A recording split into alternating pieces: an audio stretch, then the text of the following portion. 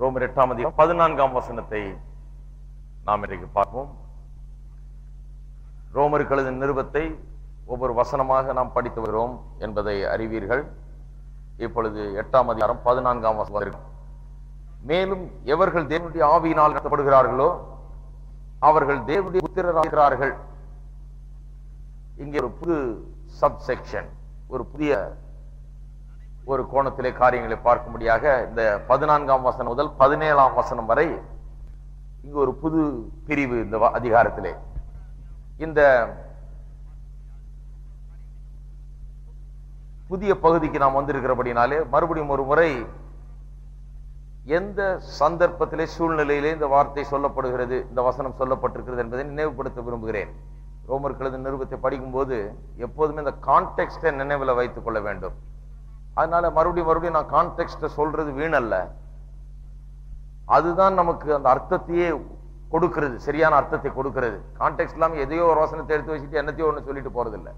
நம்ம வசதிக்கு ஏற்ப என்ன சொல்லி இருக்கிறார், என்ன அர்த்தத்தோடு அன்றைக்கு சொன்னார், அது ரொம்ப முக்கியம். அந்த ஜனங்களுக்கு அதை சொல்லும் போது என்ன அர்த்தத்தை சொன்னார், இன்னைக்கு நாம் அதை எடுத்துக்கும் போது எப்படி எடுத்துக்கொள்ள வேணும், அந்த சத்தியம் அன்னைக்கு சொன்ன சத்தியம் இன்னைக்கு செல்லுமா, அது நமக்கும் பொருந்துமா, எந்த விதத்துல பொருந்தும், அப்படித்தான் பார்க்க வேண்டும். நான் ஒரு எதையோ ஒன்ன பற்றி எழுதும் போது எதையோ ஒண்ணு சொல்றதை எடுத்து வச்சுக்கிட்டு அந்த ஒரு லைனை மட்டும் வச்சுக்கிட்டு நீங்க வேற ஏதோ ஒண்ண வச்சு தப்பான முறையில் அதை எடுத்துக்கொண்டால் அது மிகவும் தவறானதாக ஆகிவிடும். அது போலதான் நிறைய நடக்குது. ஆகையால் கான்டெக்ஸ்டை நினைவுபடுத்த விரும்புகிறேன். என்ன கான்டெக்ஸ்ட், என்ன சந்தர்ப்ப சூழ்நிலையிலே இந்த வசனம் சொல்லப்பட்டிருக்கிறது என்பதை நாம் பார்க்க வேண்டும். 8 14 வசனம். மேலும் எவர்கள் தேவனுடைய ஆவியினாலே நடத்தப்படுகிறார்களோ அவர்கள் தேவனுடைய புத்திரராய் விசுவாசிக்கு நிறைவேறும் என்கிற அஷூரன்ஸ், நிச்சயத்தை கொடுக்கும்படியாக வசனங்கள் தான் இந்த 8 முழுவதும் நிறைந்திருக்கிறது. It is about security of the believer. விசுவாசி உட்பட போகிறதில்லை, நரகம் அவனுக்கு கிடையாது, தேவனுக்கு முன்பாக அவன் தள்ளப்பட போகிறதில்லை. நிச்சயமாக இவன் இயேசுவின் மீது நம்பிக்கையை வைத்து விசுவாசத்தை வைத்து ரட்சிக்கப்பட்டிருப்பான் என்றால் அவனுடைய ரட்சிப்பு நிறைவேறும், கடைசி வரைக்கும் ஆண்டவர் கொண்டு போய் சேர்ப்பான்ங்கிற ஒரு நிச்சயத்தை உருவாக்குறதுக்காக தான் இந்த வசனங்களை அப்போஸ்தலனாகிய பவுல் சொல்லுகிறார். இதை 5 அதிகாரத்திலே ஆரம்பிச்சிட்டார். சொல்ல போனால் 5 1 வசனத்திலே இந்த சப்ஜெக்ட் ஆரம்பிச்சிட்டார், இந்த விசுவாசிக்கு நிச்சயம் என்கிறத. 5 1 வசனத்தில் பார்க்க போனால் இப்படி சொல்லுகிறார், நாம் விசுவாசத்தினாலே நீதிமான்களாக்கப்பட்டிருக்கிறபடியால் நம்முடைய கர்த்தராகிய இயேசு கிறிஸ்து மூலமாய் தேவனிடத்தில்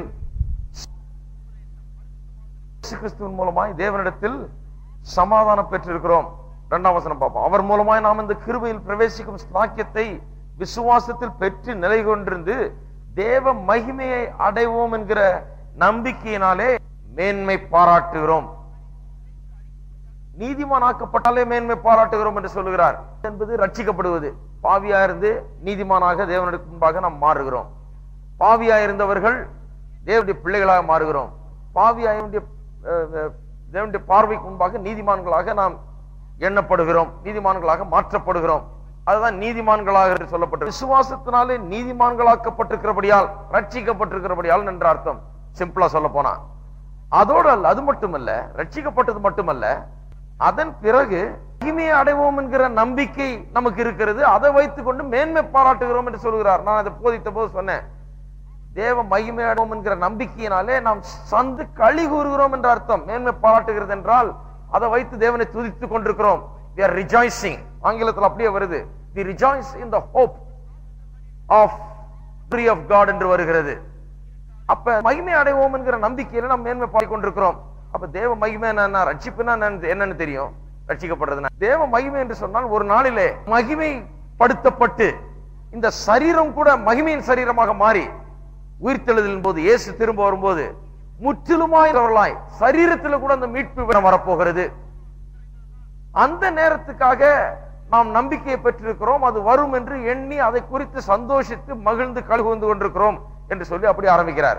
பிறகு 12 முதல் 21 வசனங்கள்ல 5 அதிகாரத்துல எப்படி விசுவாசி முன்னே ஆதாமுக்குள்ள இருந்தான், இப்பொழுது கிறிஸ்துவுக்குள்ள இருக்கிறான் என்று சொல்லுகிறார். முன்ன ஆதாமுக்குள்ள இருந்தோம், இப்ப கிறிஸ்துவுக்குள்ள இருக்கிறோம். எப்படி அவன் கிறிஸ்துவோடு கூட ஒன்றுபட்டு விட்டான், ஆதாமுக்குள்ள இருந்த போது ஆதாமுடைய பாவம் எல்லாம் இவனுதா இருந்தது, ஆதாமுடைய சாபம் எல்லாம் இவனுடையதா இருந்தது. இப்பொழுது கிறிஸ்துவுக்குள்ள இருக்கிறபடியால கிறிஸ்துவனுடைய நீதி எல்லாம் இவனுடையதாகிவிட்டது. கிறிஸ்துவனுடைய ஆசீர்வாதம் எல்லாம் விசுவாசியினுடையதா இருக்கிறது. நாம் இன்றைக்கு ஆதாமுக்குள்ள இல்ல, இன்றைக்கு கிறிஸ்துவுக்குள்ளா இருக்கிறோம். நாம் வெறும் மனிதர்கள் அல்ல, இன்றைக்கு கிறிஸ்துவுக்குள்ளான மனிதன். நான் மனுஷன் தானே அப்படின்னு சொல்றது இல்ல, நான் கிறிஸ்துவுக்குள்ளாக இருக்கிறேன். அது ரொம்ப முக்கியம். அந்த ஐடென்டிட்டி அது ரொம்ப முக்கியம். 5ஆம் அதிகாரத்திலே அதை ஆரம்பிச்சிட்டார். அப்ப என்னத்தை ஆரம்பித்து விட்டார்? அதாவது விசுவாசிக்கு அந்த நிச்சயத்தை கொடுக்கிறார். ரட்சிக்கப்பட்டோம் என்ற நிச்சயம் மட்டுமல்ல, இன்னைக்கு அதுவே நிறைய பேருக்கு இருக்க மாட்டேங்குது. ரட்சிக்கப்பட்டவர்களுக்கு ரட்சிக்கப்பட்டோம் என்கிற நிச்சயம் முதல்ல இருக்கணும். அது மட்டும் இல்லாமல் என்னுடைய மீட்பு முற்றிலுமாய் நிறைவேற போகிறது. என்னுடைய சரீரம், பாவம் குடிகொண்டிருக்கிற இந்த சரீரம் கூட ஒரு நாள்ல மீட்கப்பட்டு அதுவும் கூட மகிமைப்படுத்தப்படும். அதற்காக நான் கர்த்தரை ஸ்தோத்திரிக்கிறேன், சந்தோஷிக்கிறேன், அந்த நாளை எதிர்பார்த்துக்கின்றவன் தான் விசுவாசி. அது 5ஆம் அதிகாரம் 1ஆம் வசனத்திலே ஆரம்பிச்சிட்டாரு. ஆரம்பிச்சுட்டு 12 முதல் 21 வசனத்துல இப்ப ஆதாமுக்குள்ள இல்ல கிறிஸ்துவுக்குள்ள இருக்கிறேன்னு சொல்லுகிறார்.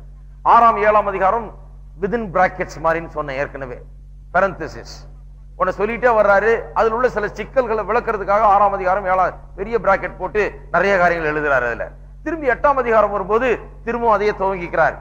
துவங்கும் போது என்ன சொல்றார்? கிறிஸ்துவுக்குள்ளாக இருக்கிறவர்களுக்கு, கிறிஸ்து இயேசுவுக்கு உட்பட்டவர்களா இருக்கிறவர்களுக்கு ஆக்கினை தீர்ப்பு இல்லை என்று சொல்லி 8ஆம் அதிகாரத்தில் ஆரம்பிக்கிறார். கிறிஸ்துவுக்குள்ளாக இருக்கிறவர்களுக்கு ஆக்கினை தீர்ப்பு இல்ல, நரகம் கிடையாது, நீங்க நிச்சயமா இருக்கலாம், உங்களுக்கு ஆக்கினை தீர்ப்பு கிடையாது, தேவனுக்கு முன்பாக போய் நிற்கும் போது நீங்கள் முற்றிலுமா ஏற்றுக்கொள்ளப்படுவீர்கள் என்கிறதுல நிச்சயம் இருக்கலாம்னு சொல்லி ஆரம்பிக்கிறார். கிறிஸ்துவுக்குள்ள இருக்கிறதுனால அந்த நிச்சயம். 2ஆம் வசனம் முதல் 4ஆம் வசனத்துல சொல்லுகிறார், நியாயப்பிரமாணத்துல நாம் நியாயப்பிரமாணத்திலிருந்து விடுதலையாக்கப்பட்டிருக்கிறதுனால அந்த அஷூரன்ஸ் நிச்சயம் நமக்கு இருக்கிறது என்று. 5 முதல் 11ஆம் வசனத்துல சொல்லுகிறாரு, உள்ளே பரிசுத்தாவியானவர் குடிகொண்டிருக்கிறபடினாலே அந்த நிச்சயம் நமக்கு இருக்கிறது என்று. நாம் வாசித்தோம் இல்லையா? விசுவாசி என்கிறவன் தேவனுடைய ஆவியை உள்ளே உடையவனாயிருக்கிறான், பரிசுத்தாவியானவரை உள்ள உடையவனா இருக்கிறான். அந்த பரிசுத்தாவியானவர் உள்ள இருக்கிறபடினாலதான் சரீரம் இன்னும் மீட்கப்படாமல் இருந்த நிலையிலும் கூட அவனுக்கு சரீர மீட்பை குறித்த ஒரு நம்பிக்கை இருக்கிறது. ஏனென்றால் கிறிஸ்துவை மரித்தோரிலிருந்து எழுப்பின அதே ஆவியானவர் நம்முடைய சாவுக்கு ஏதுவான சரீரங்களையும் ஒரு நாளிலே உயிர்ப்பிப்பார். அப்ப அதுதான் அஷூரன்ஸ். எப்படி அந்த அஷூரன்ஸ் அவனுக்கு வந்தது? ஆவியானவர் உள்ள இருக்கிறாரு, இவர் தான் இயேசு உயிரோடு எழுப்பினவர்.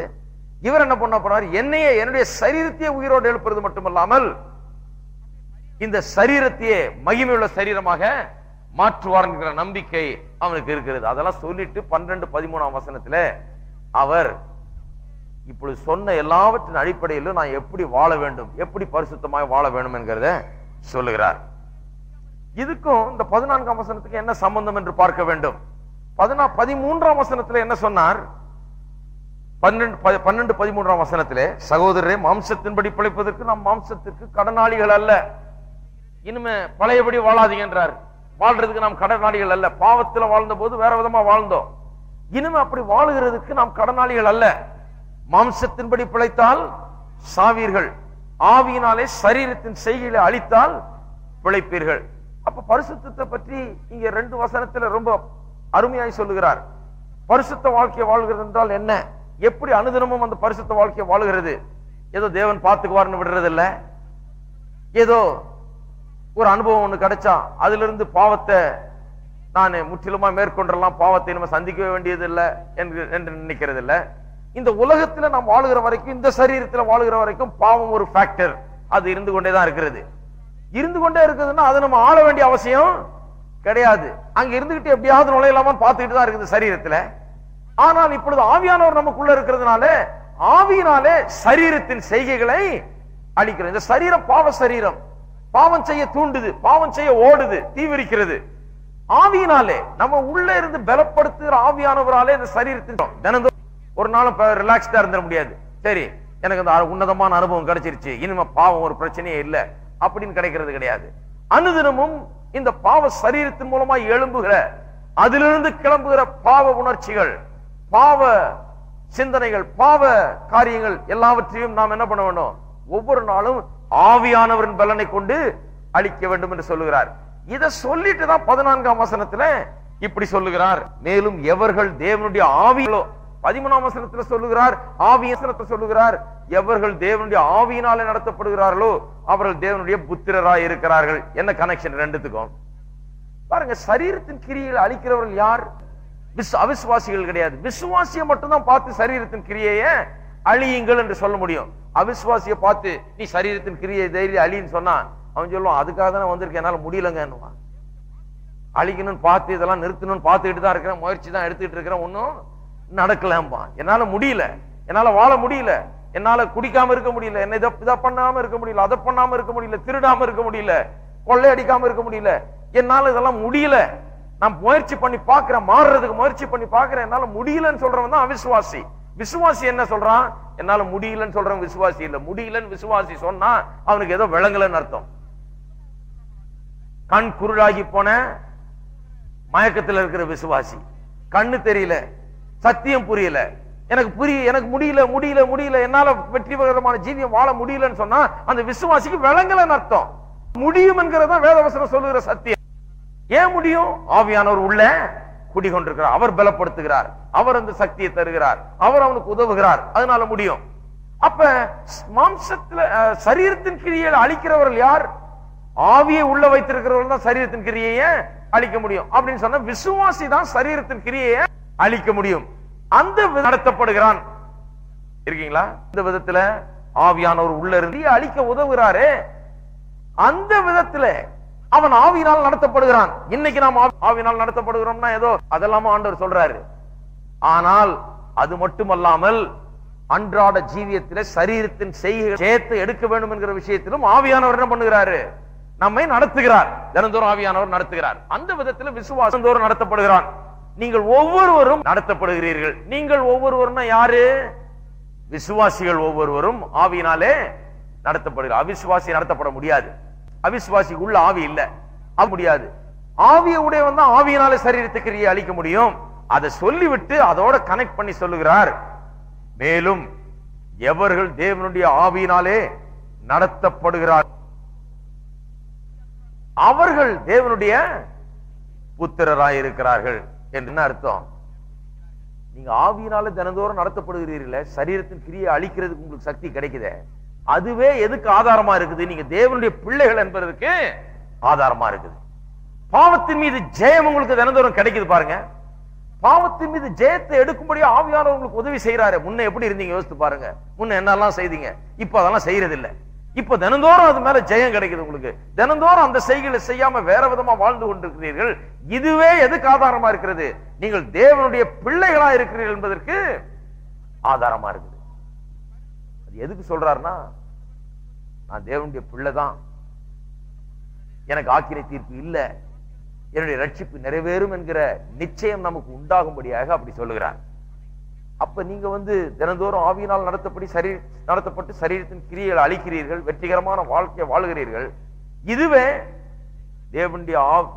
நீங்கள் தேவனுடைய பிள்ளைகளா இருக்கிறீர்கள் என்பதற்கு ஆதாரமா இருக்கிறது. சரி, சிலர் தப்பு செய்திடறோம், சில நேரத்துல தவறு நடந்து விடுகிறது, சில நேரத்துல பாவமான காரியங்களை செய்து விடுகிறோம். உடனே பாவமான காரியம் செய்துட்டதுனால நான் அவிசுவாசி அப்படின்னு அர்த்தம் கிடையாது. இது சரியா புரிந்து கொள்ளணும்.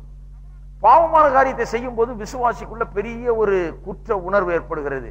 அப்படி செய்யக்கூடாது என்கிற ஒரு பெரிய ஒரு பாரம், மன பாரம் உண்டாகிறது. தேவனோட உறவுல ஒரு பாதிப்பு ஏற்படுகிறது, ஐக்கியம் கொள்வதில் ஒரு பாதிப்பு ஏற்படுகிறது. அதுவே எதுக்கு ஆதாரமா இருக்குது? நீங்க தேவனுடைய பிள்ளையா இருக்கிறபடினாலதான் பாவம் செய்யும் போது பெரிய உணர்த்துதல் உள்ள இருக்கிறது. அவிசுவாசியா இருந்தப்ப அது இல்ல. அவிசுவாசியா இருந்தப்ப சந்தோஷமா அதை செய்துட்டு இருந்தோம். விசுவாசியா இருந்த பிறகு, விசுவாசி ஆன பிறகு சந்தோஷமா பாவம் செய்ய முடியாது. உண்மையான விசுவாசி அப்படி செய்ய முடியாது. சரி, இந்த தேவனுடைய புத்திரர் என்கிற உபதேசத்தை இங்க கொண்டு வருகிறார். இந்த 14ஆம் வசனம் முதல் 17ஆம் வசனத்துல இதை சொல்லுகிறார். நாம் எல்லாம் தேவனுடைய புத்திரராக இருக்கிறோம். ஆவியினால நடத்தப்படுகிறவர்கள் தேவனுடைய புத்திரர் என்கிற உபதேசத்தை சொல்லுகிறார். அதை சொல்லுகிற விதத்தை பார்க்கும்போது இந்த 8ஆம் அதிகாரத்தின் சாராம்சமே இந்த அஷூரன்ஸ் தான். இந்த விசுவாசிக்கு வர வேண்டிய நிச்சயத்தை குறித்து தான் 8ஆம் அதிகாரம் பேசுத ஒழிய இது பரிசுத்தமாகுதலை குறித்து பேசுகிற வசனம் கிடையாது, பேசுகிற அதிகாரம் கிடையாது.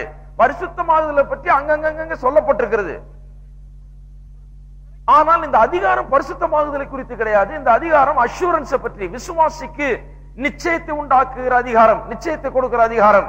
நிறைய பேர் பாருங்க, தப்பான ஒரு எண்ணம், ரோமருக்கு எழுதின புத்தகத்தை பற்றிய ஒரு தப்பான எண்ணம். முதல் 5 அதிகாரம் ரட்சிக்கப்படுவது எப்படி, நீதிமானாக்கப்படுவது எப்படி அப்படின்னு நினைச்சுக்கிறாங்க. முதல் 5ஆம் அதிகாரம், 5 அதிகாரங்கள. 6ஆம் அதிகாரம் அவங்க சொல்றாங்க பரிசுத்தமாகுதலை பற்றி பேசுகிறது 6ஆம் அதிகாரம். 7ஆம் அதிகாரம் ரட்சிக்கப்பட்ட விசுவாசி ஆனா இன்னும் பரிசுத்தமாகாத விசுவாசியை குறித்து பேசுதுன்றாங்க. ஒரே குழப்பம் பாருங்க. 5ஆம் அதிகாரம் வரைக்கும் ரட்சிக்கப்படுறதை பற்றி பேசுதான், 6ஆம் அதிகாரம் பரிசுத்தமாகுதலை பற்றி பேசுதான், 7ஆம் அதிகாரம் ரட்சிக்கப்பட்டு பரிசுத்தமாகாத விசுவாசியை பற்றி பேசுதான். பரிசுத்தமாக முடியாதபடி தவித்துக் கொண்டிருக்கிற விசுவாசி, நிர்பந்தமான மனுஷன் நான், என்னால் இது முடியலையே, வெற்றிகரமா வாழ முடியலையே சொல்லி கதறிட்டு இருக்கான விசுவாசி, அவனை பற்றி பேசுகிறதா, இப்படியே சொல்லிட்டு வர்றாங்க. அப்ப 8ஆம் அதிகாரமும் என்ன சொல்றாங்க, பரிசுத்தமாகுதல் பற்றி இன்னும் தெளிவா பேசுது அப்படின்னு சொல்றாங்க. தவறு. நாம் அப்படி சொல்லல. 5ஆம் அதிகாரம் வரை எப்படி மனுஷன் பாவியா இருந்தான், பிறகு எப்படி ரட்சிக்கப்படுறான், எப்படி தேவன் அவனை ரட்சிக்கிறார் என்கிறதை குறித்து பேசுகிறது. 6ஆம் அதிகாரம் 7ஆம் அதிகாரமும் அதில் உள்ள சில காரியங்களை விளக்குகிறது. அதாவது நாம் கிருபையினாலே, கிருபை நம்ம ஆண்டு கொள்ளுகிறது என்று 5ஆம் அதிகாரத்தில் சொல்லுகிறார். கிருபை பெறுகிற இடத்துல, பாவம் பெறுகிற இடத்துல கிருபை பெறுகிறது என்று சொல்லுகிறார். அப்ப நம்ம பாவம் செய்யலாமான்னு சில ஜனங்க கேட்கிறாங்க. ஆகையால சொல்றாரு, எப்படி பாவம் செய்ய முடியும், விசுவாசியான பிறகு எப்படி பாவம் செய்யலாம், அப்படி திங்க் பண்றதே சரி, தப்பு இல்ல, தப்பு என்று அப்படி சொல்லி காண்பிக்கிறார் 6ஆம் அதிகாரத்துல. 7ஆம் அதிகாரம் நான் பார்த்தபடி ரட்சிக்கப்பட்ட விசுவாசி வெற்றி பெற முடியாமல் பாவத்தில் தவித்துக் கொண்டிருக்கிறான் என்றால், ரட்சிக்கப்படாத விசுவாசி ஆவியானவரால் உணர்த்தப்பட்டு ரட்சிக்கப்படக்கூடிய ஒரு நிலைக்கு வந்திருக்கிறான், இன்னும் ரட்சிக்கப்படல. அப்பேற்பட்ட விசுவாசியை குறித்து தான் 7ஆம் அதிகாரம் பேசுகிறது என்று நாம் உங்களுக்கு சொன்னோம். 8ஆம் அதிகாரம் பரிசுத்தமாகுதலை பற்றி அல்ல. 8ஆம் அதிகாரம் இந்த அஷூரன்ஸ், விசுவாசிக்கு நிச்சயம் வேண்டும் என்பதை குறித்து பேசுகிறது. நிறைய இடங்கள்ல இந்த கிறிஸ்தவ உபதேசத்தின் உச்சகட்டமே பரிசுத்தம் என்றுதான் ஆக்கி விடுகிறார்கள். ரட்சிக்கப்படுறோம், அதுக்கப்புறம் பரிசுத்தமாகுதல், பரிசுத்தமாகுதல், பரிசுத்தமாகுதல், இதுதான் உன்னத உபதேசம். எப்ப பாத்தீங்கன்னாலும் பரிசுத்தமாகுதல் பேசிட்டு இருப்பாங்க. இந்த பரிசுத்தம் பரிசுத்தம் பரிசுத்தம் இதுதான் ரொம்ப டாப் உபதேசங்கிற மாதிரி, அவங்களுக்கு உச்சகட்டம் அப்படிங்கிற மாதிரி அவர்கள் நினைக்கிறார்கள். கிடையாது. பரிசுத்தமாகுதல் என்கிறது கிறிஸ்தவ வாழ்க்கையில் இருக்க வேண்டிய ஒன்று. ஆனா அதல்ல உச்சகட்டம். உச்சகட்டம் என்ற என்னவென்றால் மகிமைப்படுத்தப்படுதல், அதுதான் உச்சகட்டம். அதுதான் எல்லாவற்றை விட தேவன் நமக்காக வைத்திருக்கிற குறிக்கோள். நாம் ஒரு நாள் மகிமைப்படுத்தப்பட போகிறோம், அவருடைய பிரசன்னத்தில் அவரோடு கூட வாழப் போகிறோம். இந்த பாவ சரீரம் கூட மகிமையின் சரீரமாக மாறப்போகிறது. இந்த மகிமைப்படுத்தப்படுதல் தான் இங்கே தேவன் நமக்காக படுத்தலை நோக்கி போய்கொண்டிருக்கிற நாம் அதை எண்ணி பார்த்து அப்படி வாழ்ந்து பாவத்தின் மீது ஜெயத்தை எடுத்து மகிமைப்படுத்தப்பட போகிற நாம் அந்த விதத்திலே இப்பொழுதே வாழ வேண்டும் என்று சொல்லுகிறதா இந்த 8ஆம் அதிகாரமே ஒழிய மற்றபடி அல்ல. அதைத்தான் 8ஆம் அதிகாரத்திலே 30ஆம் வசனத்திலே இப்படியாய் சொல்லுகிறார் அப்போஸ்தலனாகிய பவுல். 30ஆம் வசனத்திலே, எவர்களை முன்குறித்தாரோ அவர்களை அழைத்தும் இருக்கிறார், எவர்களை அழைத்தாரோ அவர்களை நீதிமான்களாக்கி மகிமைப்படுத்தி இருக்கிறார். நல்லா கவனிங்க. முன்குறித்தார், அழைத்தார், நீதிமானாக்கினார். அப்புறம் ஒரு பெரிய ஜம்ப், நடுவுல சாங்டிபிகேஷனை விட்டுட்டு எங்க போயிட்டாரு, மகிமை படுத்துதலுக்கு போயிட்டாரு. சாங்டிபிகேஷன் அவசியம் இல்லை என்ற அர்த்தம் அல்ல, பரிசுத்தமாகுதல் தேவையில்லை என்றல்ல. ரட்சிக்கப்பட்ட விசுவாசி, நீதிமானாக்கப்பட்ட விசுவாசி மகிமைப்படுத்தப்பட போகிறான். அவன் மகிமைப்படுத்தப்பட போகிறபடினாலே அந்த எண்ணத்தினால் அவன் நிறைந்து, அந்த நம்பிக்கையினால் அவன் மகிழ்ந்து கலிகூர்ந்து அவன் மகிமைப்படுத்தப்பட போகிறான் என்கிற காரணத்தினால் அதற்கு ஏற்றவாறு இப்பொழுது வாழுகிறதான் பரிசுத்தம். அதுக்கு அதை போட்டு உன்னதமான இடத்துல வைக்கிறது இல்ல. அது எங்க இருக்கணுமோ அது அங்க இருக்கணும். அப்ப நாம் ரட்சிக்கப்பட்டிருக்கிறோம். ரட்சிக்கப்பட்ட பிறகு தேவன் நமக்கு என்ன வச்சிருக்கிறார் திட்டம், நாம் மகிமைப்படுத்தப்பட வேண்டும். அதுதான் தேவனுடைய திட்டம். அந்த மகிமைப்படுத்தப்படுதலை எண்ணிக்கொண்டு என்னுடைய பாவ சரீரம் கூட ஒரு நாள் மாறி போக போகிறது. அப்பேற்பட்ட ஒரு அழைப்பு, ஒரு தெரிந்து கொள்ளுதல் எனக்கு இருக்கிறது. ஆகையாலே இப்பொழுது நான் பாவத்திலே வாழ மாட்டேன், இப்பொழுதே நான் பாவத்தை மேற்கொண்டு ஜெயத்திலே வாழ்வேன் என்று தீர்மானித்து அப்படி வாழுகிறது சுத்த ஜீவியம். இந்த 5 காரியங்களை இப்போ சொல்லி முடிக்க போகிறேன். இந்த 5 காரியங்கள். முதலாவது என்ன சொல்லுகிறார் 14ஆம் வசனத்திலே, not a son of God. எல்லாரும் தேவனுடைய புத்திரர் அல்ல. இதை விளக்கிறேன் பிறகு. 5 முதல்ல சொல்லிடுறேன். எல்லாரும் தேவனுடைய புத்திரர் அல்ல.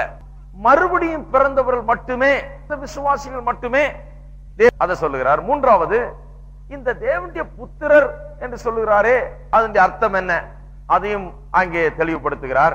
நான்காவது, இந்த நாம் தேவனுடைய புத்திரராய் இருக்கிறோம் என்கிற நிச்சயம் எப்படி நமக்கு கிடைக்கிறது என்பதை சொல்லுகிறார். ஐந்தாவது, அந்த தேவனுடைய புத்திரராய் இருப்பதன் மூலமாக ஏற்படும் விளைவுகள், அதனுடைய ரிசல்ட்ஸ் என்ன என்பதை குறித்து சொல்லுகிறார். இந்த 5 காரியங்களை தான் இந்த 14ஆம் வசனத்திலே நாம் பார்க்கிறோம். எவர்கள், மேலும் எவர்கள் தேவனுடைய ஆவியினால் நடத்தப்படுகிறார்களோ அவர்கள் தேவனுடைய புத்திரராய் இருக்கிறார்கள் என்று சொல்லுகிற வசனத்திலே இந்த 5 காரியங்களை பார்க்கிறோம். இன்றைக்கு அதை இன்னும் தெளிவாய் பார்ப்போம். முதலாவது, எல்லாரும் தேவனுடைய புத்திரர்கள் அல்ல என்பதை நாம் விளங்கிக் கொள்ள வேண்டும். அதனால்தான் இங்க சொல்லுகிறார், எவர்கள் தேவனுடைய ஆவியினாலே நடத்தப்படுகிறார்களோ அவர்கள்.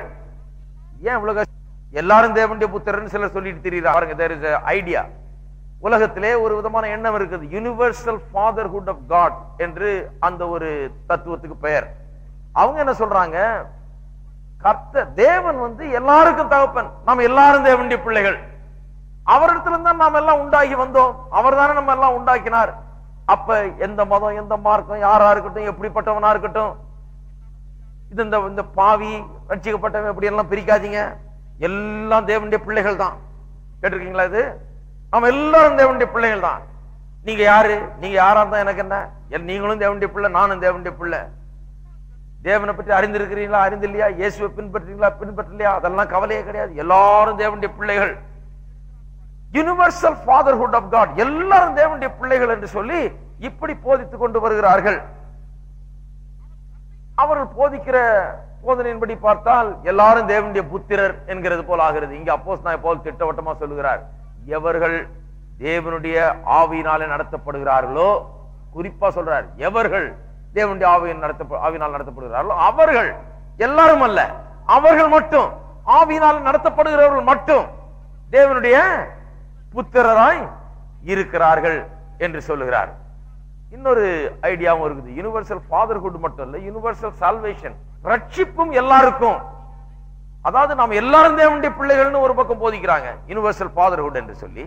இன்னொரு பக்கம் யுனிவர்சல் சால்வேஷன் இன்னொரு போதனை போதிக்கிறாங்க. அவங்க என்ன சொல்றாங்க, ரட்சிப்பு என்பது எல்லாருக்கும் இருக்குது, கடைசியில பார்த்தா எல்லாரும் ரட்சிக்கப்பட போறோம்.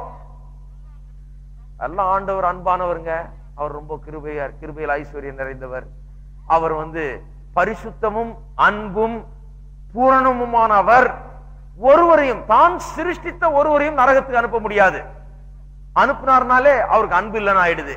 அவர் நரகத்துக்கு அனுப்பினார்னாலே அவர் அன்பு இல்லை என்கிற காரியம் அங்க விளங்கிடுது. அதனால நரகத்துக்கு அனுப்ப மாட்டாருங்கிறாங்க. நரகத்துக்கு அனுப்ப மாட்டார், நரகம் போதிக்காதீங்க, எல்லாரும் ரட்சிக்கப்பட போறாங்க. மனுஷன் எப்படி வாழ்ந்தாலும் சரி, என்ன பண்ணாலும் சரி, எல்லாரும் ஒரு நாள்ல ரட்சிக்கப்பட போகிறார்கள். எல்லாரும் ரட்சிப்பு கேட்டு ரட்சிக்கப்பட போறாங்க, அல்லது இயேசுவை விசுவாசத்தை ரட்சிக்கப்பட போறாங்க. இல்ல, தேவன் எல்லாரையும் பரலோகத்துக்குள்ள அனுப்ப போறார். இப்ப பிரசங்கம் பண்ணுங்க, ஒழுங்கா வாழுங்க, அது இதுன்னு பிரசங்கம் பண்ணுங்க, வாழ்ந்தா வாழ்றான், வாழனா போறான். கடைசியில என்ன ஆகுறது, ஆண்டவர் பார்க்க போறார், சரி தொலை அப்படின்னு உள்ள விட்டுற போறார் பரலோகத்துல. என்ன பண்றது, உன்னை எப்படி நான் நரகத்துக்கு அனுப்புறது, உன்னை எப்படி, நான் அன்பான தேவன், நான் கிருபை நிறைந்த தேவன், நான் சிருஷ்டித்த சிருஷ்டிப்பு நரகத்துக்கு போலாமா, வேணாம் வா அப்படின்னு சொல்லி உள்ள விட்டுருவாரு ஆண்டவர் அப்படின்னு சிலர் எண்ணிக்கொண்டிருக்கிறார்கள். அவங்க சொல்றாங்க, நாம் எல்லாரும் ஆகியால் சகோதர சகோதரிகள், நீங்க ரட்சிக்கப்பட்டாலும் படலனாலும் எல்லாரும் நம்ம என்ன சகோதரர். இந்த யூனிவர்சல் பிரதர்ஹுட் நம்ம ப்ரொமோட் பண்ணணும். எல்லாரும் நம்ம ஓகே, எல்லாரும் நம்ம பரலோகத்துல இருக்க போறோம், எல்லாரும் நம்ம போய் சேர போறோம் அப்படிங்கிற ஒரு உபதேசத்தை பண்ணி கொண்டு வருகிறார்கள். இது வெறும் தத்துவ ஞானத்தின் அடிப்படையில் தான் சொல்லப்படுகிறது ஒழிய வேத ஞானத்தின் அடிப்படையில் சொல்லப்படுகிறது இல்ல. அவங்களுடைய ஆர்குமெண்ட் என்ன, தேவன் அன்பா இருக்கிறார்னு சொல்றீங்க, தேவன் பூரணர், அவர் எதுவும் தப்பு செய்ய முடியாது, குறை எதுவும் வைக்க முடியாதுன்னு சொல்றீங்க, தேவன் பரிசுத்தர்னு சொல்றீங்க, அவர் சிருஷ்டித்த ஒரு சிருஷ்டிப்பு ஒரு குறைவுபட்ட சிருஷ்டிப்பா இருந்து நரகத்துக்கு போக முடியுமா? அவர் அன்பா இருந்தால் நரகத்துக்கு அனுப்புவாரா? இப்படிதான் தத்துவத்தை தான் பேசுறாங்களே ஒழிய வேத வசனம் என்ன சொல்லுகிறது என்பது அவர்கள் பேசுகிறது கிடையாது. அவர்கள் உபயோகிக்கும் ஒரு பெரிய வசனம், வேத வசனத்துல ஒரு வசனத்தை அவர்கள் எடுத்து ரொம்ப தீவிரமா உபயோகப்படுத்துறாங்க. இந்த வசனத்தை குறித்து வைத்துக் கொள்ளுங்கள், ஏன்னா இதெல்லாம் நீங்க சந்திப்பீங்க உலகத்துல. அப்போஸ்தலர் நடபடிகள் 17ஆம் அதிகாரம் 28ஆம் வசனம். அப்போஸ்தலன் பவுல் ஏதேன் பட்டணத்திலே நின்று அங்கே பிரசங்கிக்கும் போது சொன்ன வார்த்தையை எடுத்து வைத்துக் கொண்டு இந்த universal fatherhood of God, universal salvation, universal brotherhood எல்லாத்தையும் போதிக்கிறார்கள். எல்லாரும் ரட்சிக்கப்பட்டலாம், எல்லாரும் நம்ம தேவனுடைய பிள்ளைகள் தான், எல்லாரும் நம்ம ஓகே அப்படின்னு எல்லாரும் பரலோகத்துக்கு போக போறோம், எல்லாம் தேவனுடைய பிள்ளைகள்ங்கிறத இந்த ஒரு வசனத்தின் மூலமாக அவர்கள் அதை எடுத்து வைத்துக் கொண்டு பெரிதுபடுத்துகிறார்கள். ஆகியால் அந்த வசனத்தை சொல்ல விரும்புகிறேன். 28ஆம் வசனம், ஏனெனில் அவருக்குள் நாம் பிழைக்கிறோம், அசைகிறோம், இருக்கிறோம்.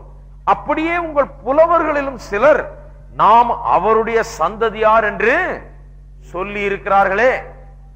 அதை புடிச்சுக்கிட்டாங்க பாருங்க. அப்போஸ்தலன் பவுலே சொல்லி இருக்கிறார், நாம் யாராம்? தேவனுடைய சந்ததியார். தேவனுடைய சந்ததியார்னா தேவனிடத்திலிருந்து வந்தவர்கள் உங்க புலவர்களே சொல்லிட்டார்களே அப்படின்னு சொல்லி இருக்கிறாரு. பைபிளை சரியா வாசித்து பாருங்க. அப்போஸ்தலன் பால், அப்போஸ்தலன் பவுலே சொல்லி இருக்கிறார், எல்லாரும் தேவனுடைய சந்ததியார். இந்த ரட்சிக்கப்படாத ஏதேன் பட்டண மக்களை பார்த்து, விக்கிர ஆராதனை பண்ணி கொண்டிருந்த மக்களை பார்த்து அவர் சொல்லுகிறார், நாம் அவருடைய சந்ததியார் என்று உங்கள் புலவர் சொன்னது கரெக்ட்னு சொல்லிட்டார் அப்போஸ்தலன் பவுல். ஆகையால் நாம் தேவனுடைய சந்ததியார் தான். அப்படி பார்த்தா நாம் எல்லாரும் தேவனுடைய புத்திரர் தான், நாம் எல்லாரும் தேவனுடைய பிள்ளைகள் தான் என்று அவர்கள் அந்த வசனத்தை கொண்டு பேசுகிறார்கள். பாருங்க, எப்பொழுதுமே காரியத்தை சரியா புரிந்து கொள்ள வேண்டும் என்றால் வேதத்தின் உபதேசத்தை எல்லா பக்கத்திலிருந்து பார்க்கணும், ஒரு வசனத்தை வைத்துக் கொண்டல்ல.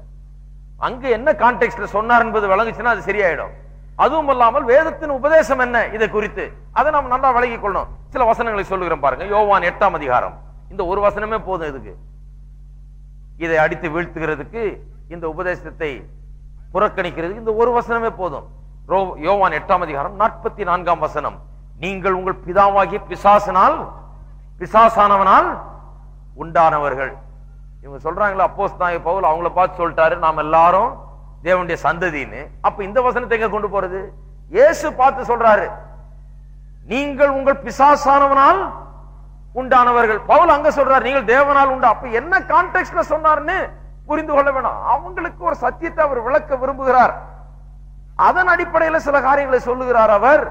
அதனால எல்லாரும் தேவனுடைய புத்திரர் என்று அடிப்படை அர்த்தமாகிவிட முடியாது. அதை வைத்துக் கொண்டு அதை பெரிதுபடுத்தி யுனிவர்சல் ஃபாதர்ஹுட் ஆஃப் காட் என்கிற அந்த உபதேசத்தை பேச முடியாது. இங்க சொல்றாரு பாருங்க, இயேசு உங்கள் பிசாசானவனால் உண்டானவர், உங்கள் பிதாவாகிய பிசாசானவனால் உண்டானவர்கள், உங்கள் பிதாவினுடைய இச்சைகளின்படி செய்ய மனதாயிருக்கிறீர்கள். அவன் ஆதி முதற் கொண்டு மனுஷ கொலைபாதகனாய் இருக்கிறான். சத்தியம் அவனிடத்தில் இல்லாதபடியால் அவன் சத்தியத்தில் நிலை நிற்கவில்லை. அவன் பொய்யினும் பொய்க்கு பிதாவுமாய் இருக்கிறபடியால் அவன் பொய் பேசும்போது தன் சொந்தத்தில் எடுத்து பேசுகிறான். இது ஒன்னே போது, ரொம்ப ஸ்ட்ராங்கான வசனம். இருந்தாலும் போகிறோம். யோவான் 1ஆம் அதிகாரம் 12ஆம் வசனம், அதை பாருங்க.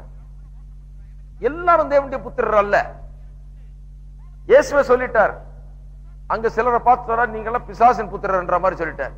அவனுடைய சந்ததியில இருந்து வந்த ஆளுங்க. 1ஆம் அதிகாரம் 12ஆம் வசனம், அவருடைய நாமத்தின் மேல் விசுவாசம் உள்ளவர்களாய் அவரை ஏற்றுக்கொண்டவர்கள் எத்தனை பேர்களோ அத்தனை பேர்களும் அல்ல, அவரை ஏற்றுக்கொண்டவர்கள் எத்தனை பேர்களோ அத்தனை பேர்களும், எல்லாரும் அல்ல. இயேசுவை ஏற்றுக்கொண்டவர்கள் எத்தனை பேர்களோ அத்தனை பேர்களும் தேவனுடைய பிள்ளைகளாகும்படி அவர்களுக்கு அதிகாரம் கொடு. உலகத்தில் இருக்கிற அத்தனை பேருக்கும் தேவனுடைய பிள்ளைகளாகும்படி அதிகாரம் கொடுக்கல. உலகத்தில் இருக்கிற எல்லாரும் தேவனுடைய பிள்ளைகள்னு சொல்லல. இயேசுவை ஏற்றுக்கொண்டு ரட்சிக்கப்பட்டவர்கள் எத்தனை பேர்களோ அத்தனை பேர்களும் தேவனுடைய பிள்ளைகள் ஆகும்படி அவர்களுக்கு அதிகாரம் கொடுத்தார். யோவான் 17ஆம் அதிகாரத்துக்கு திருப்போம். இன்னொரு வசனம், யோவான் 17ஆம் அதிகாரம் 9ஆம் வசனம், நான் அவர்களுக்காக வேண்டிக் கொள்ளுகிறேன், உலகத்துக்காக வேண்டிக் கொள்ளாமல் நீர் எனக்கு தந்தவர்களுக்காக வேண்டிக் கொள்கிறேன், அவர்கள் உம்முடையவர்களாய் இருக்கிறார்களே. பாருங்க, யோவான் 17ஆம் அதிகாரத்தை போதிக்கணும் ஒரு முறை. அது ரொம்ப அருமையான ஒரு அதிகாரம். இயேசுனுடைய ஜெபம், அதுல ஜெபம் பண்றாரு இயேசு. உலகத்தில் இருக்கிற மக்களையே 2 குரூப்பா பிரிச்சிடுறார். He separates the whole world and the people of the world into 2 groups. அவர் என்ன சொல்றாரு? விசுவாசிகளை பற்றி அவர்களுக்காக வேண்டிக் கொள்கிறேன், அவர்கள் தே என்று சொல்லுகிறார். I pray for them. யார? எல்லாருக்காகவல்ல, அவர்கள் சொன்ன விசுவாசியை குறித்து சொல்கிறார்.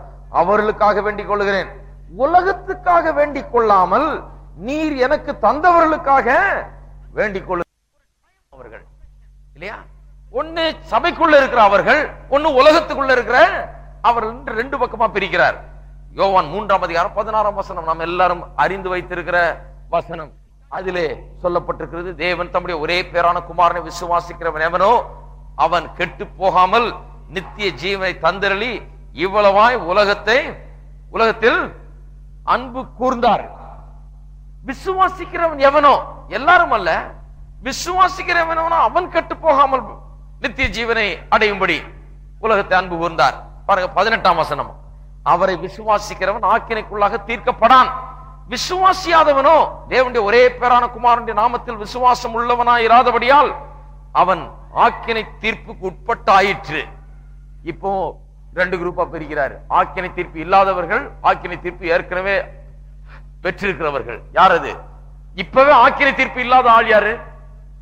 விசுவாசி. நாளைக்கு ஆக்கினை தீர்ப்பு இல்ல, இன்னைக்கே இல்ல ஆக்கினை தீர்ப்பு, இல்லையா? அதே போல அவிசுவாசி நாளைக்கு ஆக்கினை தீர்ப்பு அடைய போகிறான் என்றல்ல, இப்பவே ஆக்கினை தீர்ப்புக்கு உட்பட்டாயிற்று.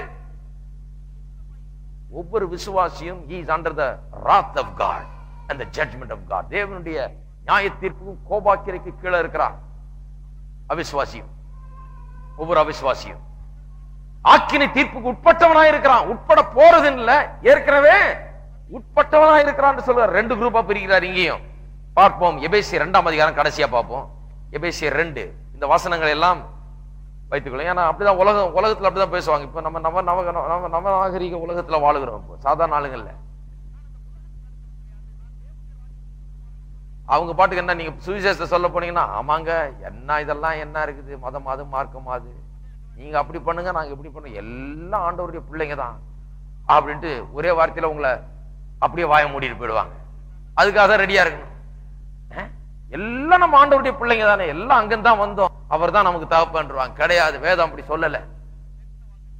இது போக பிரசங்கியாரங்களே இப்படி போதிச்சுட்டு இருக்கிறாங்க. லிபரல் ஸ்கூல்ல இருந்து வந்தவங்க எங்கேயாவது போய் பைபிளே படிக்காம வேற என்னத்தையோ படிச்சுட்டு வந்து இந்த தத்துவத்தை எல்லாம் படிச்சுட்டு வந்து இதை சொல்லிட்டு இருக்கிறாங்க. எல்லாரும் தேவனுடைய பிள்ளைகள் தான், நம்ம எல்லாம் ஒத்துமையா இருக்கும், எல்லாம் ஒத்துமையா இருக்கணும், சரிதான், எல்லாம் ஒன்னா வாழணும், சரிதான், அதெல்லாம் கரெக்ட் தான், சண்டை போடக்கூடாது, சரிதான், இந்த தீவிரவாதம் அது இது கொள்ளை இதெல்லாம் இருக்கக்கூடாது, சரிதான், மதத்தையும் மார்க்கத்தையும் வச்சு சண்டை போடக்கூடாது, அது சரிதான். ஆனால் எல்லாம் ஒண்ணு கிடையாது. தேவனுடைய புத்திரர்ன்றது ஒண்ணு,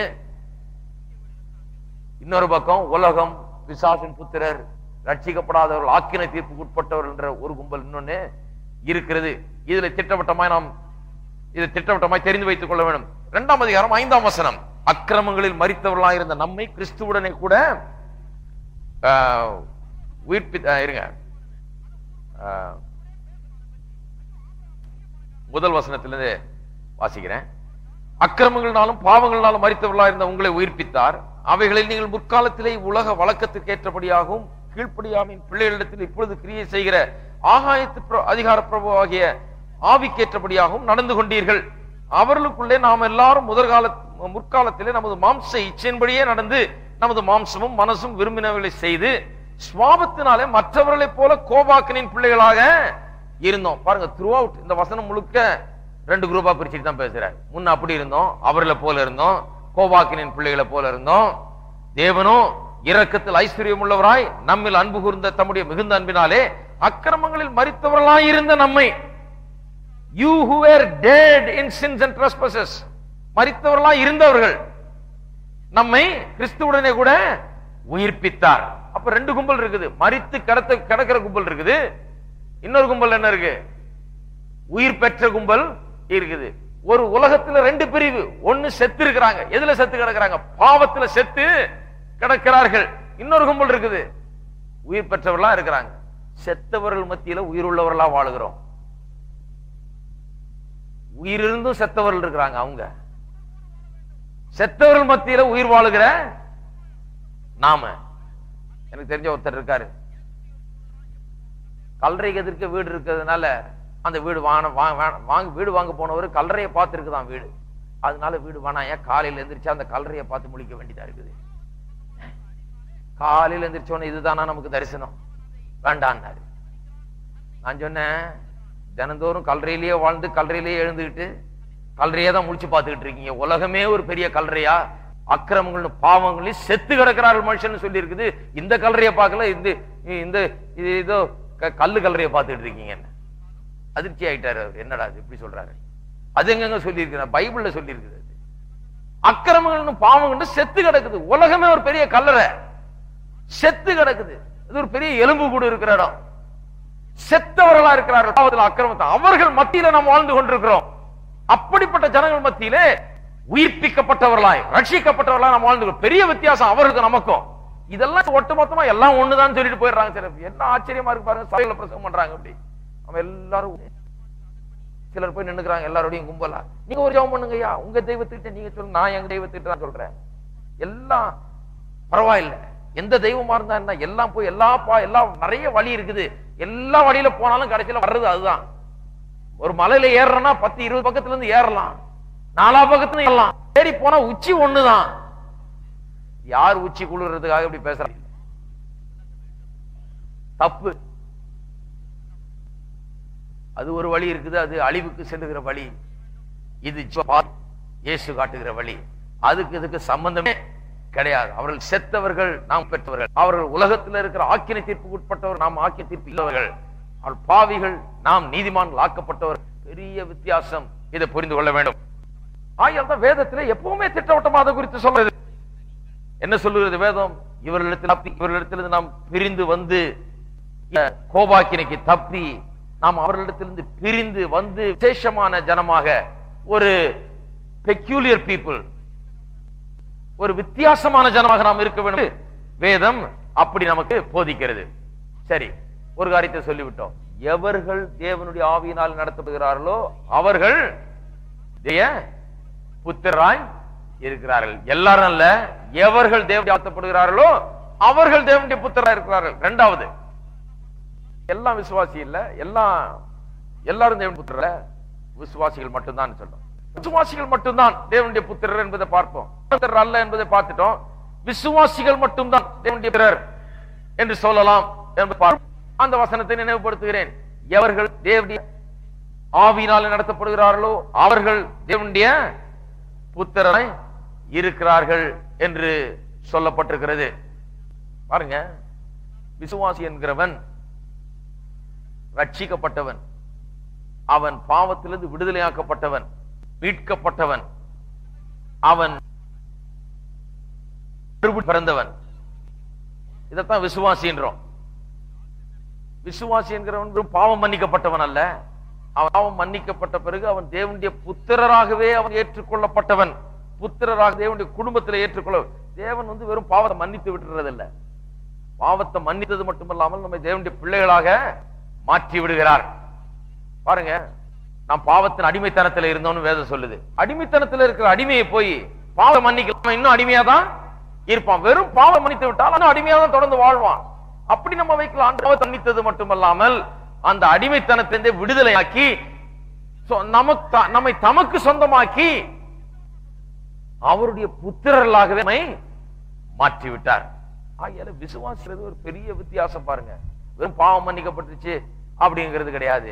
பாவம் மன்னிக்கப்பட்டது மட்டுமல்ல, பழைய நிலையிலேயே அவன் தேவனுடைய குடும்பத்துக்குள்ளேயே வந்து தேவனுடைய குடும்பத்திலே ஒரு பிள்ளையாக அவன் இருக்கிறான். இந்த ஒரு புத்தி விசுவாசிக்க வர வேண்டும். நிறைய பேருக்கு இந்த அடிமைத்தனத்தின் ஆவி இருக்குது. பாருங்க, அடிமைத்தனத்தின் ஆவின் வேதம் சொல்லுது பாத்தீங்களா? நாம் அடிமைத்தனத்தின் ஆவியை பெறாமல் என்ன ஆவியை பெற்றிருக்கிறோம்? புத்திர சுவிகாரத்தின் ஆவியை பெற்றிருக்கோம். வரப்போறோம். அதுக்கு முன்னாலே சொல்லிடுறேன். அந்த அடிமைத்தனத்தின் ஆவினா என்ன?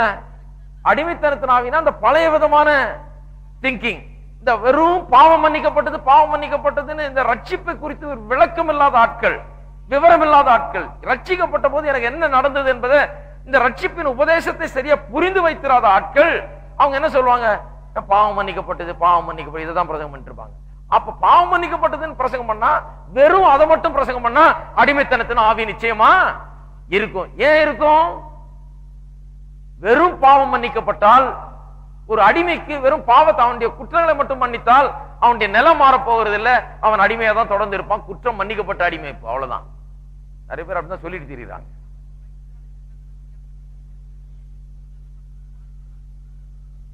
குற்றம் மன்னிக்கப்பட்ட அடிமை இல்லை, நாம குற்றம் மன்னிக்கப்பட்டு தேவனுடைய புத்திரராயிருக்கிறோம். இந்த அடிமை என்கிற புத்தி போகணும்னா, நான் பாவம் மன்னிக்கப்பட்டவர்கள் என்கிறத மட்டும் உபதேசம் மட்டும் புரிந்து கொள்ளுகிறது இல்ல, அதுக்கப்புறம் போய் நம்ம தேவனுடைய புத்திரரா இருக்கிறோம் அந்த புத்தி நமக்கு வர வேண்டும். இது பாருங்க, சபையில் இது ரொம்ப குறைவா இருக்குது.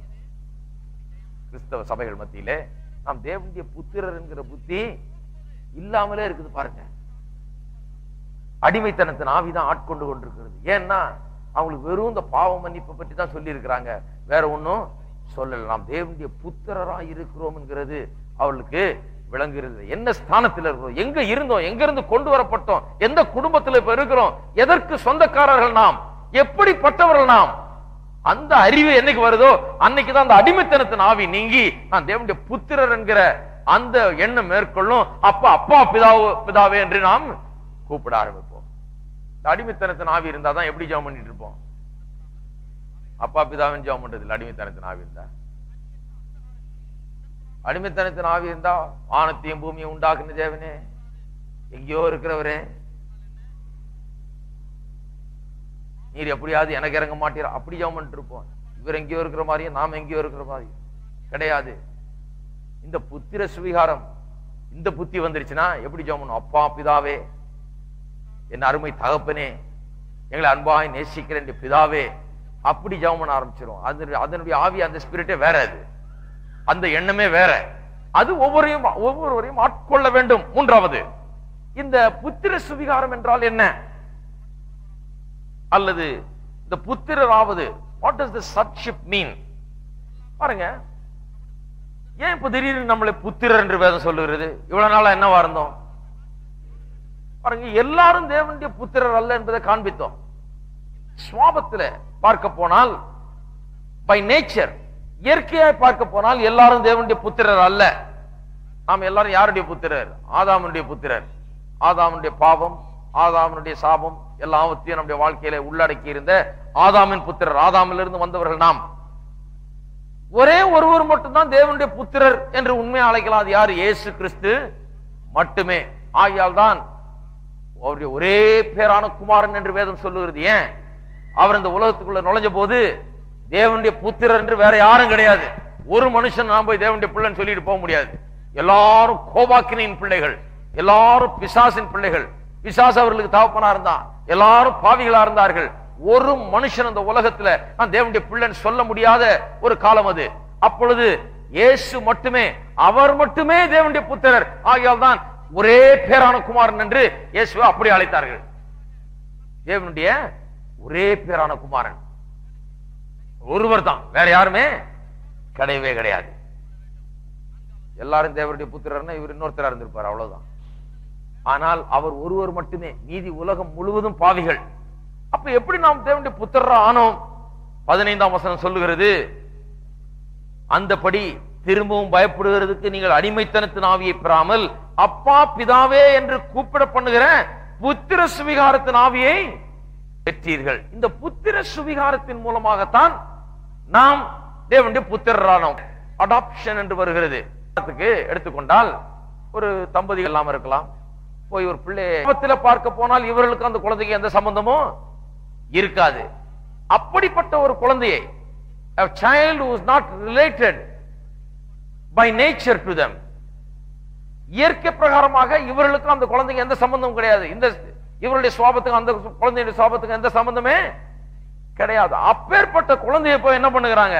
தத்தெடுத்து கொண்டு அந்த குழந்தை எங்க பிறந்ததோ, யாருடைய பிள்ளையோ, எப்படிப்பட்ட பின்னணியிலிருந்து வந்ததோ, எப்படிப்பட்ட ஒரு ஆற்றல் அந்த குழந்தைக்குள்ள இருக்கிறதோ, நல்லதோ கெட்டதோ, போய் அந்த பிள்ளையை எடுத்துட்டு வந்து இவர்கள் தங்களுடைய பிள்ளையாக்கி கொண்டு அடாப்ட் பண்ணி இந்த பிள்ளையை வளர்க்கிறாங்க. புத்தியிலேயோ இயற்கை சுவாபத்திலேயோ அந்த பிள்ளைக்கு அந்த அவர்களுக்கு எந்த சம்பந்தமும் கிடையாது. அடாப்ஷன். இப்படிப்பட்ட ஒரு அடாப்ஷன் தான் நடந்திருக்குது நமக்கு. நமக்கும் தேவனுக்கும் சுவாபத்தில் எந்த சம்பந்தமும் இல்லாமல் இருந்த நாம் தேவனுடைய பிள்ளைகளா இல்ல, நாம் பிசாசனுடைய புத்திரரா இருந்தோம், பிசாசனுடைய பிள்ளைகளா இருந்தோம், பாவத்தில் கடந்தோம். தேவனோ பரிசுத்தர், அவர் என்ன பண்ணாரு? இங்க வந்து அடாப்ட் பண்ணாரு. நம்மள அடாப்ட் பண்ணார் என்று சொன்னால், இந்த புத்திர சுகாரம் என்று சொன்னால், வந்து அவருடைய சுவாபம் இல்லாத நம்மை, பிசாசின் பிள்ளைகளா இல்லாத இருந்த நம்மை அந்த மண்டலத்திலிருந்து, பிசாசின் அந்த ராஜ்யத்திலிருந்து எடுத்து வெளியே கொண்டு வந்து தம்முடைய குடும்பத்தில் சேர்த்தார். ஆனா ஒரு வித்தியாசம் பாருங்க, அடாப்ஷன்ல இயற்கை பிரகாரமா அடாப்ஷன் பண்ணும்போது எனக்கு ஒரு பாஸ்டர் சொன்னார், அவங்க சபையில யாரோ சொன்னாங்களாம், ஒரு நல்ல மனுஷன், அவங்க சபையில ஒரு நல்ல தம்பதி, நல்ல பெரிய ஆபீசரா இருக்காராம், அவர் போய் எங்கேயோ ஒரு பிள்ளைய அடாப்ட் பண்ணிட்டு வந்தாராம். அடாப்ட் பண்ணிட்டு வந்து அவங்களுக்கு ஏற்கனவே பிள்ளைகள் இருக்குது, இருந்தாலும் ஒரு பிள்ளைய எடுப்போமேன்னு சொல்லி அடாப்ட் பண்ணிட்டு வந்திருக்காரு. ஒரு பெண் பிள்ளைய கொண்டு, குழந்தையில சும்மா சில நாட்களே இருக்கிற பிள்ளை கொண்டு வந்து நல்லா வளர்த்திருக்கிறாங்க, எல்லா வசதிகளும் எல்லாத்தையும் கொடுத்து வளர்த்திருக்கிறாங்க. ஆனா அந்த குழந்தை முற்றிலும் சுவாபத்துல வேறுபட்டதா இருக்குது. சுவாபம் வந்து அப்படியே இவங்களுக்கு ஆப்போசிட். எங்க பிறந்ததோ யாருடைய குழந்தையோ என்ன சுவாபமோ தெரியல.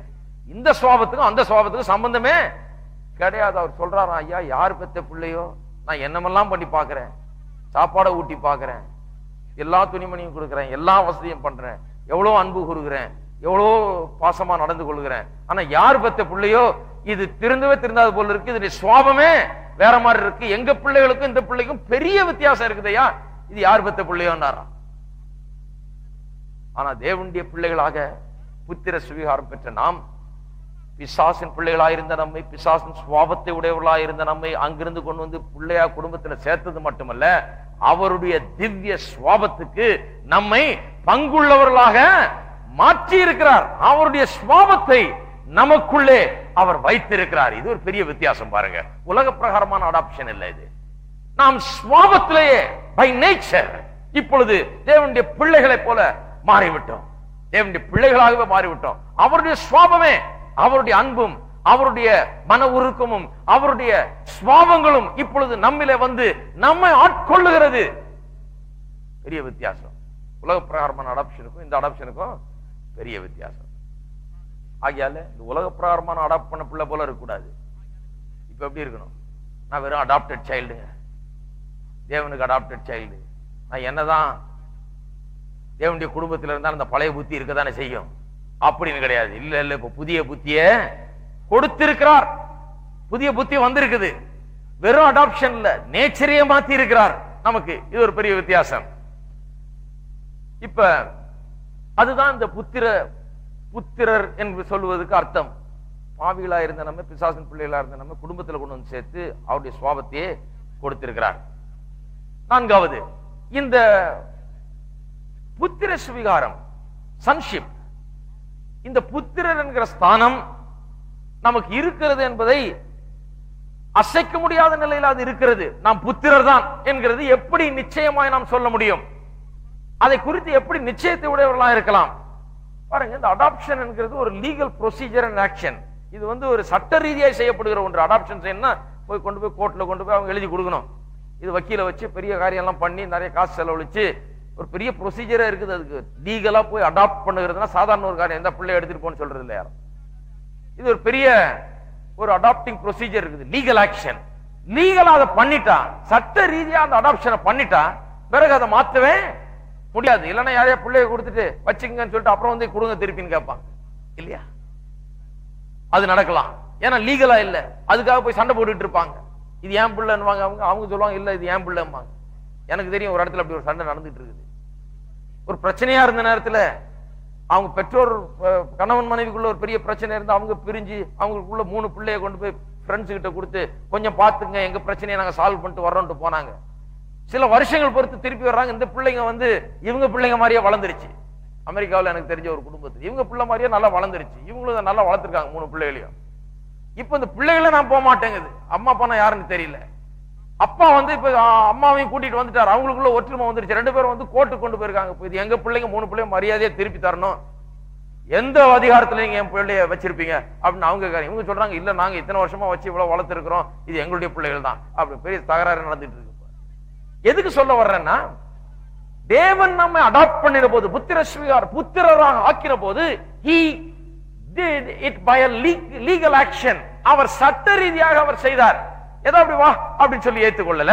நமக்காக தன்னுடைய குமாரனை அனுப்பி சிலுவையில மரிக்க செய்து ரத்தத்தை சிந்தி அந்த ரத்தத்தினால் நம்ம கழுவி அதன் மூலமாக பிசாசின் ராஜ்யத்திலிருந்து நம்மை விடுதலையாக்கி பிசாசு நம்மை குற்றப்படுத்தாதபடி இப்படி லீகலா என்னென்ன செய்யணுமோ, சட்ட ரீதியா என்னென்ன செய்யணுமோ அதெல்லாம் செய்து பிசாசுக்கு இனிமேல் நமது மீது எந்த விதமான அதிகாரமோ ஆளுகையோ உரிமையோ இல்லாதபடி பண்ணி நம்ம தேவனுடைய குடும்பத்திலே கொண்டு வந்து சேர்த்திருக்கிறார். இப்போ இதை மாற்றவே முடியாது. இந்த புத்திர சுவிகாரத்தை குறித்து நிச்சயமுடையவர்களாய் நாம் இருக்கலாம். இதை மாத்திரத்துக்கு இந்த உலகத்திலேயே யார் ஆள் கிடையாது. ஏன்?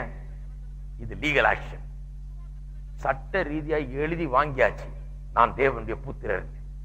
பிசாசு வந்தா சர்டிபிகேட்டை காமிக்கணும். ஹலோ, பிசாசு வந்தா எதை காமிக்கிறோம்?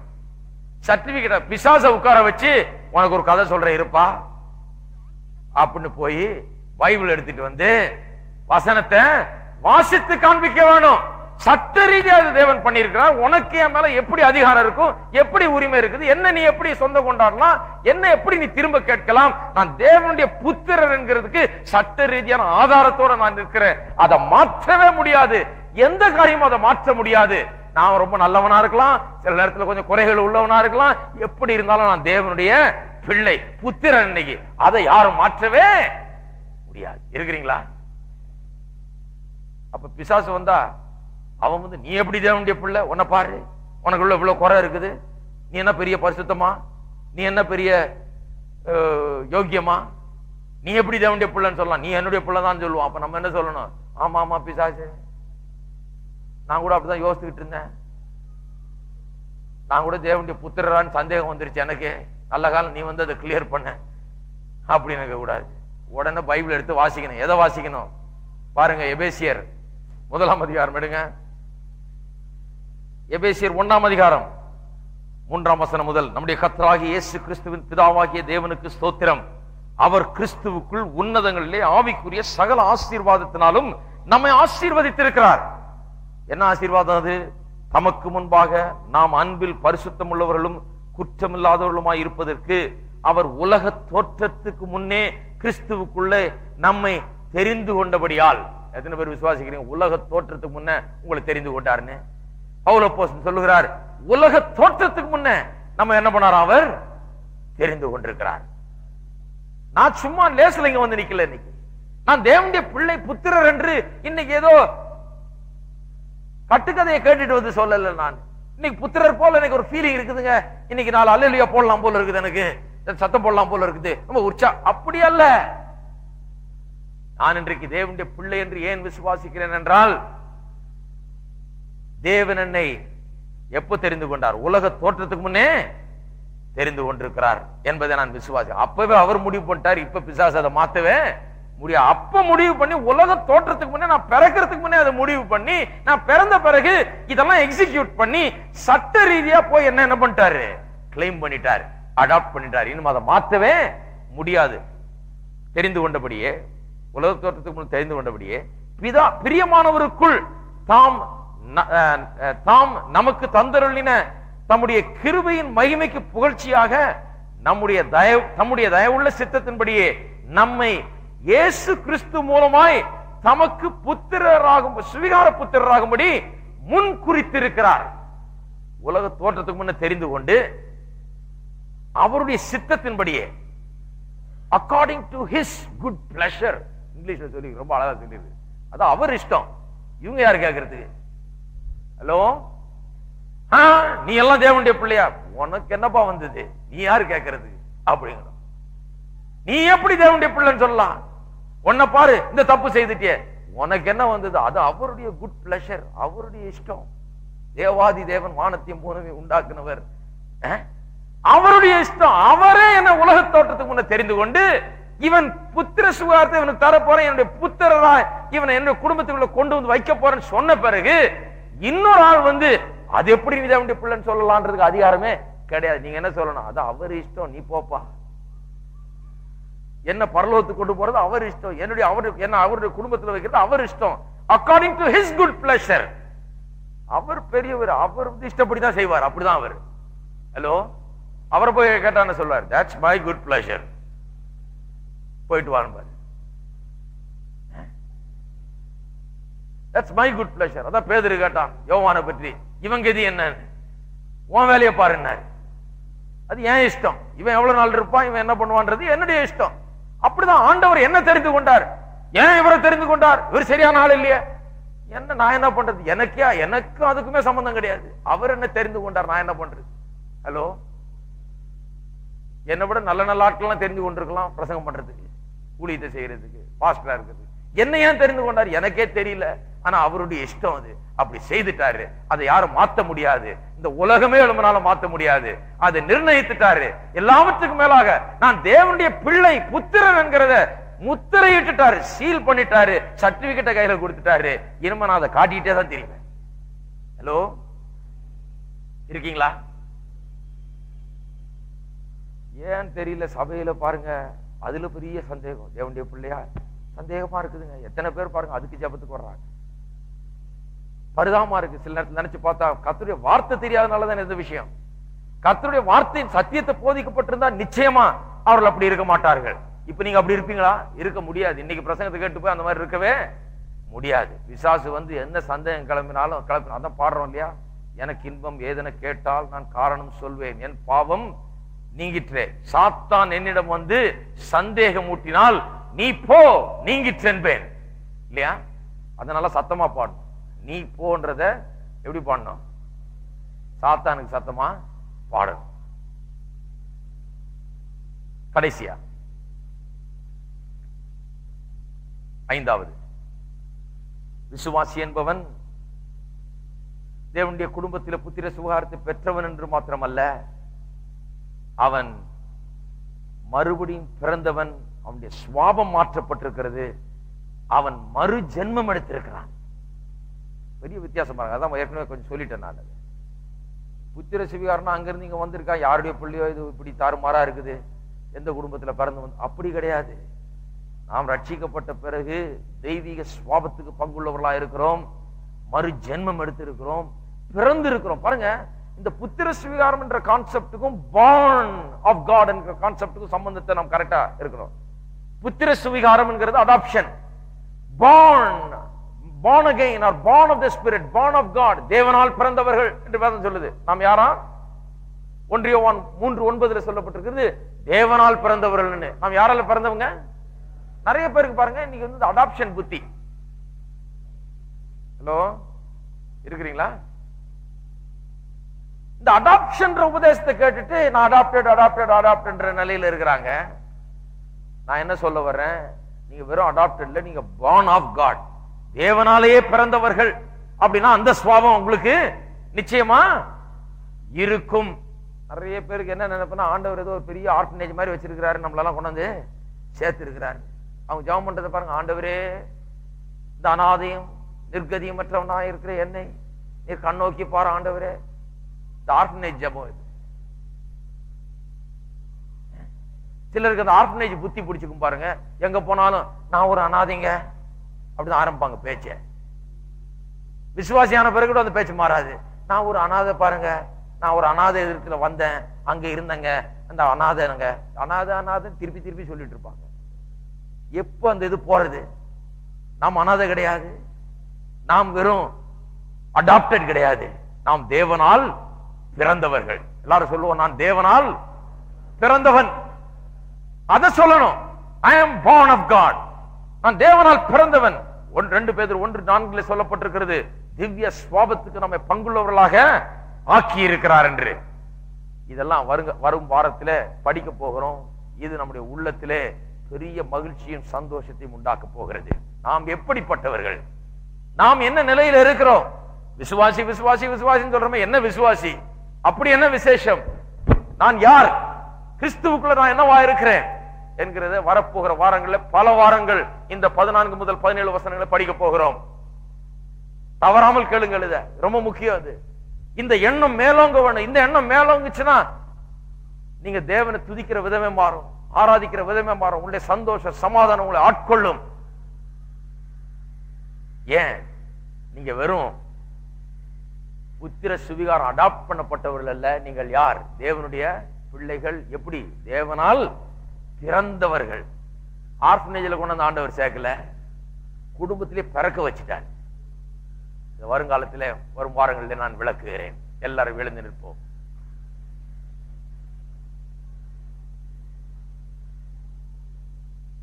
எத்தனை பேர் இன்றைக்கு நான் தேவனுடைய புத்திரனா இருக்கிறேன் என்று சொல்லுவீங்க? தேவனுடைய புத்திரர், தேவனுடைய புத்திரராய் இராதவர்கள் நீங்க நினைச்ச கூடாது, நானும் இந்த உலகத்துல பிறந்திருக்கேன், ஆண்டவரத்துல இருந்தா நான் வந்தேன், நானும் தேவன் கிடையாது. வேதம் சொல்லுகிறது, நாம் தேவனுடைய புத்திரராகிறதுக்கு முன்னால நாம் பிசாசனுடைய புத்திரரா இருந்தோம். அப்படிப்பட்டவர்களுக்கு ரட்சிக்கப்பட வேண்டும், இயேசுவை ஏற்றுக்கொள்ள வேண்டும், இயேசு வண்டையில வர வேண்டும், ரட்சிப்பை பெற வேண்டும், தேவனிடத்தில் தங்களை ஒப்பு கொடுக்க வேண்டும். நீங்க நான் முடிக்க போறேன், என்ன நேரம் ஆயிடுச்சு.